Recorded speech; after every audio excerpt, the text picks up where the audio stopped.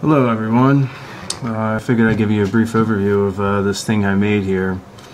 What this thing will allow you to do is basically track signals through and out of every passive on your print. So up here we got the initial conditions. So you input your high frequency, your low frequency, your transmit if you want to check your transmit. You can adjust the power of all three. The test point loss is for the transmit only. And your temperature too, to compensate for temp if it's really hot, really cold. Now if you want to, say if you change it to something you're working at, who knows, 565, and it changes, we can just reset to initial conditions. Now if you notice too, these initial conditions are a little bit different than the old ones, but we have the old ones too, so we can easily switch between new and old. So let's get into it. Say we have, let's do the old ones because it's more familiar. Say we have, okay, 4636 coming out of an amplifier. We got it going into 715 cable. We have, say, 132 feet. Well, there's the loss, right? So we got the loss in the high end, which is that. Loss in the low end, which is that. Loss in the transmit frequency, which is that.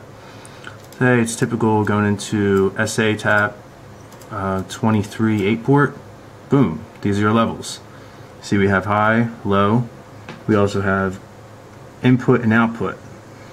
Now I figured I'd include the inputs and outputs just in case you need to figure out the correct levels going into or out of a passive, splitter, DC, whatever. So let's just say we got that. And that heads to, say, 500 MC squared with 200 foot of that. Well, there's my loss on the high end, low end. Say that goes to a GI tap of 20/8. Well, there's my levels. And we could see here, it's pretty simple. Each element contains a span and a passive. So if you have two spans together, you just leave the one blank. So, or if you have two passives together, you just leave the span blank. So let's just say we have a GI 20 tap, 20/8 connected to an SA, I don't know, 17/8. Who knows why you'd want to do that, but there it is. And say we have a nice big span. We have a span of 540 at 140 feet, and then it heads right into a span of 750 P3 of 200 feet, 206.5 feet. And let's just say there's no passive here. Let's just say it heads right into an amp. Well, these are your levels going into an amp. But say there is a passive there.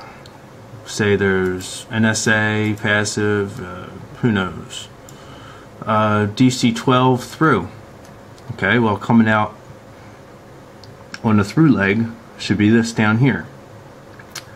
And that heads right to, say, an SA, I don't know, I'm just picking numbers here, 11/4. So we have 13/17. So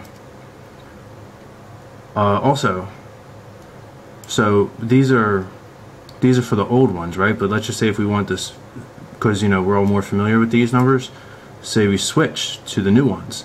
Boom, new high end, new power. What's it going to be? There it is, right there. If you really had to go through this messed up span here, it'll be 9 on the high end, 12 on the low end. Now all of these things, there's every passive. SA taps, GI taps, all of them. SA passives. I don't know why I put these big spaces in here, but it's in there. Inline EQ, inline EQ bypass for the SA passives. It compensates for everything. All these frequencies, you can choose any frequency you want here.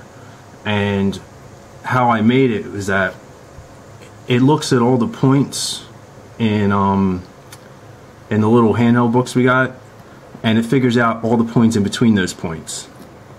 So it's not like a straight linear equation I used. Oh yeah, let's play around with this.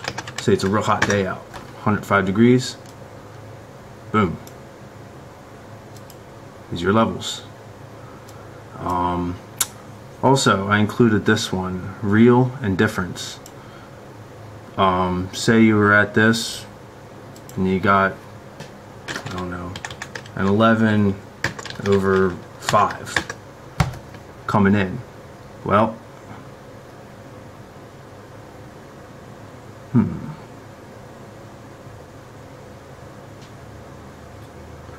oh yeah, so we're off by a lot. It's 21. It's a little tough to see the screen at this angle. There we go. Oh, I found a bug.